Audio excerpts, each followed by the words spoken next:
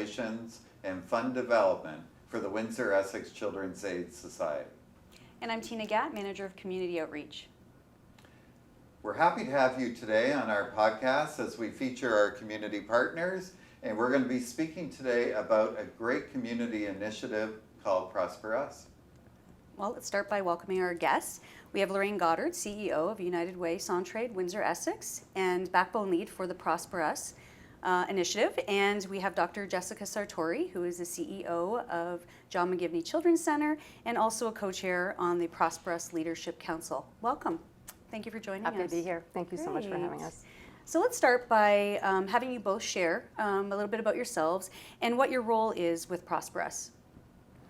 Why don't you start, Jen? So thank you so much for the opportunity to come here today to talk about ProsperUs. It's a really amazing community initiative, and I'm happy to be here as one of the two co-chairs representing the John McGivney Children's Center as well.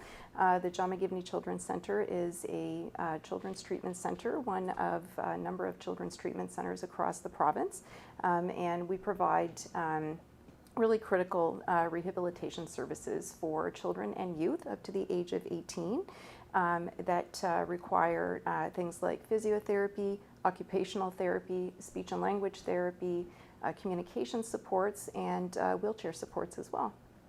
Great, thank you.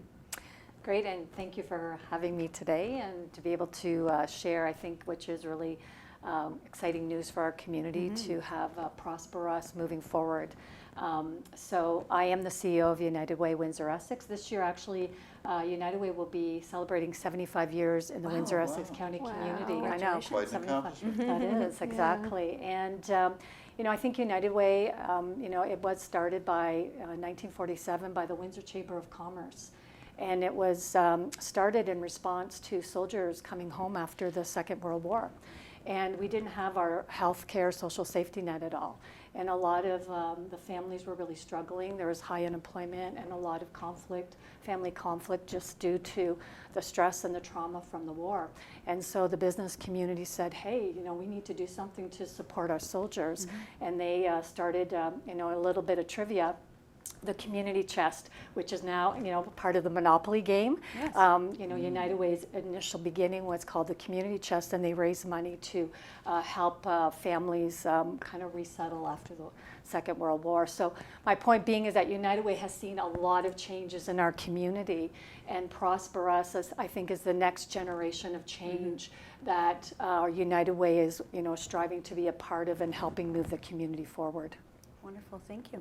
That's great. I remember the Red Feather campaign. Yes, that was another you know, part of my our. My father worked in the auto industry, so yeah. Yeah, the transformation. My father talks about how you would wear the plastic red feather on your lapel as a sense of pride to show that you gave to the Red Feather campaign back in the 50s and 60s. So yeah, Wow.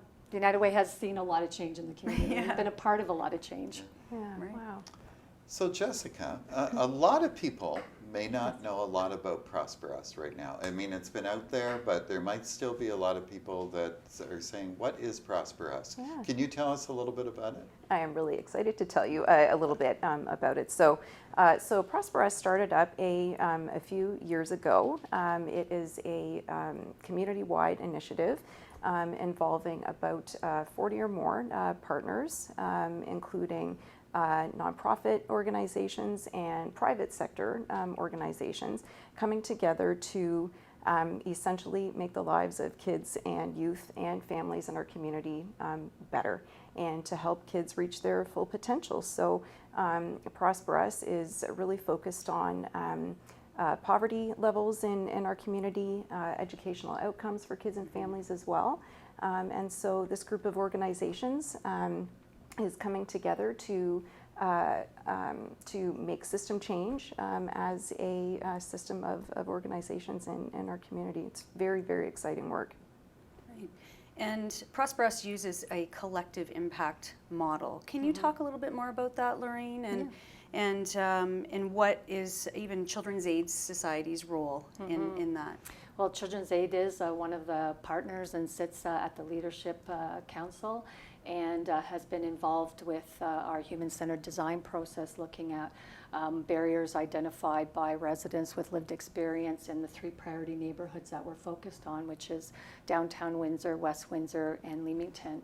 And the reason we're focused there is when we looked at the data and mapped it out across our region, it was clear that there were higher levels of poverty, children living in low income, more than 50%, and lower academic outcomes, and just many more barriers for kids and their families. And so we're really, taking a big shift and looking at a real equity through an equity lens of our investment in our work, right? And trying to help those families that are, need the help the most. And collective impact is a methodology that is really striving to reduce fragmentation in the system. There's a lot of good work that's being done by a lot of different organizations, but we're very fragmented. And it's just not working for the community in a way that I think we're intending for it to work. And when you have a wicked problem like childhood poverty, it requires the system to line up and to leverage all of the resources in the system in a way that is really focused on what is the outcome, which is improving outcomes for children and youth in these neighborhoods. And so this collective impact methodology has some very clear approaches, like a common vision, a shared evaluation measurement framework, system alignment of resources, so understanding what's in the system and lining them up, having a backbone that will drive the work. And those are a number of things that ProsperUs is working every day towards creating that system change. Because at the end of the day, it's not going to be about any one program that's going to solve this. It's going to be about systems change, right, in order to solve some of these problems. Right. And outcomes driven too. Outcome driven, yes. It's not just the charity philosophy or charity model of we do good work. Well, how do we get to where we need to be, and how do we measure that? And that's important from an investment perspective. Yeah, absolutely. Right? Our investors want to know where their money's going and if it's making those big impacts. Yeah, absolutely. So, we're committed to this common evaluation framework that is outcome focused, and this commitment to continuous improvement. And that's requiring a new way of working, particularly for our community, data sharing, right? Is that we have to be willing to share data, mind you, within the parameters of privacy, but being able to understand what's working and what's not working in real time, so that we can actually go in and help it to work better, right? And so that's another really big piece of the way we're trying to change the system and work differently as partners in the community. Exciting. Very exciting. So, Jessica, what is it exactly then that ProsperUs is trying to achieve? So ProsperUs is really trying to make a huge change across the entire community, and really provide opportunities for all children and youth to have the the same level of opportunities as each other across the community. Again, looking at poverty levels in the community and educational outcomes. And ideally, the point being that if we can provide kids and youth and their families the supports that they need, then we can ensure that children and youth in our community that we know clearly face barriers to equity and to the best long-term outcomes. That is the goal for ProsperUs. So let's dig into that a little bit more. Sorry, Mike. No, I was just going to say, just adding to that. So, I mean, really what it is trying to do is break a cycle. That's right. Much of what we do here at Children's Aid, and why we're so fortunate to be a partner with ProsperUs. Strong alignment. That's right. Yes. We're really strong And alignment. eliminating those stressors in order to give people the capacity to be able to grow. I would add that the vision that we have is really implementing a Cradle to Career strategy in these priority neighborhoods, right? And the Cradle to Career is an approach that was developed in the U.S. over the past 10 years, it's been implemented in 70 US communities very successfully. And one of the projects many people are familiar with is the Harlem Children's Project.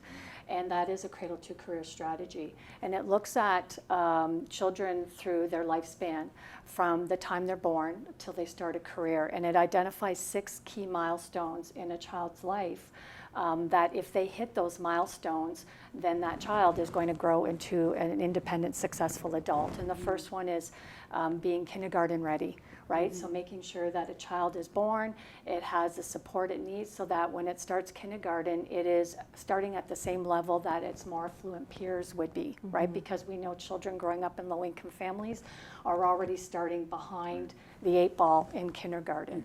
The next 2 milestones are grade 3 proficiency and literacy in grade 3. And research tells us that if kids are not proficient in literacy, meeting provincial standards in grade 3, they're 4 times more likely not to graduate high school. And then proficiency in math in grade 6. And again, the research says if you're not proficient in math in grade 6, you're likely not to attend post-secondary education. And we can, I think, all agree that in the 21st century economy, if you don't have some form of post-secondary, whether it's a trades, college, or university, you're really not going to be self-sufficient, right? The 4th milestone is graduating high school. And if you don't graduate high school, you're more likely to live in poverty and probably as a young person be involved in the criminal justice system. And the last 2 are attending post-secondary education, and then the last is getting a career within a year after you graduate. Research tells us that if you don't, your lifelong earnings will probably be lower than your peers who do get that job in that first year. So this is really the framework through which we are identifying all the barriers for children to achieve these milestones and developing, we don't even want to call them programs, we want to call them solutions because we're trying to solve problems in communities now, right? And so what are the solutions that remove the barriers so that the children can achieve these key milestones that we will measure over time? So let's talk about those solutions. What does ProsperUs come up with in terms of solutions? Well, I think what's really important, it's not what ProsperUs has come up with, it's what the community has come up with. And we've made a really strong commitment to elevate and engage the residents with lived experience. I think for far too long, and I'll speak on behalf of United Way as a longtime funder in our community, I think, we've been guilty of, saying, okay, here's the problem. The data is telling us this, and this is the solution. And we're not really listening to people who it's supposed to be helping them. And so we've been meeting with residents very intentionally and really hearing from them, what is it that they need? Why is it that the things, like there's a lot of programs and services and dollars in the community. So why are they not helping their children reach these milestones? What is it? And so it's really the residents who are telling us that, you designed something, but guess what? I don't have a car. I have 4 children. I have no childcare. I have all these other barriers that are not even being considered when you're deciding that this is the program that is going to help me and my family. And so we've been, for the past 2 years, despite COVID, we've had to flip to virtual, and engaging people virtually is challenging, but we've been doing it successfully, and they have identified many, many barriers and many different solutions, and prioritizing those solutions that they think will be the best to really help support their children. And so I think there's key areas that I think are not surprising to anyone. That would be affordable childcare, accessible affordable childcare, access to supports. Like many of these families in the early years, they don't know how to parent and build their children's literacy skills. Like they didn't grow up like that. So they're looking for supports and resources that will really help them. Looking at mental health even in the elementary years, right? Like we're hearing about children on wait lists that are aging out of wait lists to even just get an assessment. And so then they go on the next wait list. And then, you know, by the time they're actually assessed and getting treatment, oftentimes the issue that's causing the mental illness is just really now baked in. And it becomes even more difficult to change, right? Really providing supports that help move and improve their children's educational outcomes, out of school supports. You know, we as a United Way, you know, have been invested in after school programs, but, you know, in all honesty, we haven't made the right investments. You know, our investments, I think, have been more around latchkey programs and supporting those kinds of needs, and not really honing in on, you know, what do we need to do to provide that quality educational support that lines up with the school curriculum, and really building in those supports. And then you have mental health and addictions that are being identified by older youth, the lack of the finances to be able to go to post-secondary, or even knowing how do you do it? Like, they come from families that never attended post-secondary, so they don't have anyone that's there to guide them. So these are things that are really kind of the top priorities for us to begin to tackle and look at how do we invest in those solutions that meet the needs of the residents. Great. Thank you. Now, you mentioned ProsperUs focuses on 3 neighborhoods: That's right. West Windsor, downtown Windsor, and Leamington. That's right. Can you tell us a little bit why those 3 neighborhoods are the focus? Absolutely, and how ProsperUs identified those 3 neighborhoods is one of those things that makes ProsperUs so interesting, I think, and important, and so different from other initiatives that we sometimes see in the community. So, as I had mentioned before, ProsperUs really took a data-based and evidence-driven approach from the very beginning to identifying what specifically are the barriers in our community, right? Because when we look at the barriers, when we look at systemic barriers across the community, well, how can we convert barriers into positive things? How do we make changes in what those barriers are in order to you know, bring the change that we're really trying to make, right? Which is to improve, again, the lives of kids and youth in the community. And so the ProsperUs had brought together a data group, a data table that worked together, and at that time I was very happy to be a part of that table. Myself, I have a keen interest in evidence-based solutions. And we took a look at things like poverty, educational outcomes across our community, and how where there may have been pockets in our community that had greater barriers than others, and so through, you know, many conversations and many you know, fairly high levels of data analysis as well, what the evidence really pointed to was the best place to start right now, and the best you know, bang for the buck, I guess, for the community. The best opportunity were those 3 neighborhoods. That's, again, downtown Windsor, West Windsor, and Leamington. And as Lorraine pointed out earlier as well, many conversations happened across the community during that time as well, with people with lived experience to understand, you know, what is it that you experience? What is it that you see in your lives, in your kids' lives as well, that ProsperUs could be able to support, and should that happen, to really, you know, make sure that all children have the opportunity to reach their full potential. Now, on that note, can you share some examples of success that we've seen so far with ProsperUs? So ProsperUs, actually, very exciting. So ProsperUs has just recently announced a number of programs, or a number of solutions that are going to be starting up and through a community-minded application process with various partners. And I think that Lorraine could, could really expand on that. But in addition to that, more investments continue to be made across the community. We are very excited about the Ignite Academy that was recently announced, and there will be a bigger announcement in a couple of weeks that we're very excited about, that really focuses at the start on after-school programs and supports for kids. We know that for many families, access to after-school programs for their children has been inaccessible, and providing children an opportunity to sort of continue their their growth and development after school is really key.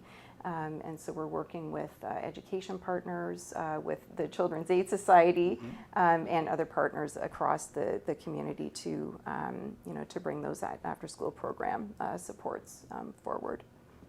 Great. Did you want to add anything to that? Yeah, I mean, I think what's different is that, we have a prototype in 6 schools, 2 in each neighborhood to test it out, because we are going to evaluate and make sure that we have this continuous improvement mindset. But the Ignite Academy will be in schools, and it will be what I would call the foundation of other supports to be layered on top, like mental health supports, food and nutrition, arts and culture, all of those things that, families have said, like, I can't afford my child to go to do recreational things and have these kinds of opportunities. So we see Ignite Academy as kind of the foundational piece for other things that can be provided to the elementary age children. So that's our first big investment. There's a couple of other projects that are starting in earnest with some partners to test out new approaches. One is with the Ontario Early Years and St. Clair College.